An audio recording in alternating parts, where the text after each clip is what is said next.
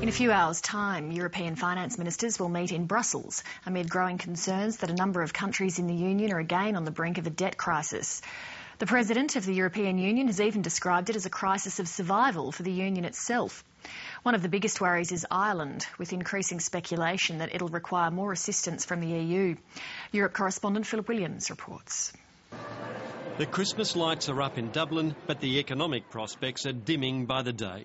The Irish government insists it doesn't need a bailout, that its finances are stable, at least until early next year. I have a job to do, which is to ensure we do the right thing by the country.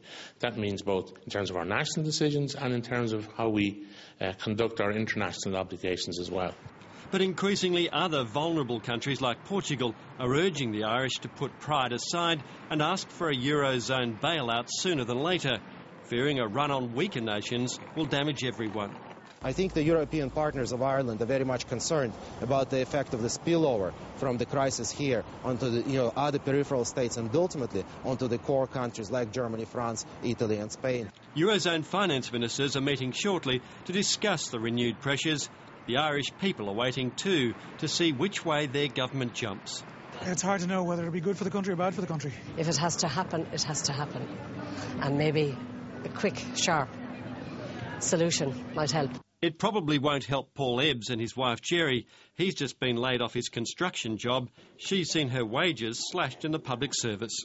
I'm about €70 down a week now. It was felt that we'd been doing so well, with so much money, and we really were coming out, and it feels like we're going back to the early 80s. I almost feel like, you're gone backwards in time. With optimism in short supply, some, like these engineering students, plan their careers overseas. Ireland once again becoming an exporter of its brightest. And with his darkest warning yet, European Union President Herman Van Rompuy has warned the very existence of the EU is under threat if the debt crisis isn't brought under control. His grim assessment, if the Eurozone goes down, it could take the whole EU project with it. The European Union has offered the poorest Irish some free cheddar in food aid, but the hard cheese ahead may be measured more in billions. And for some in the EU, that rescue can't come soon enough. Philip Williams, Late Line.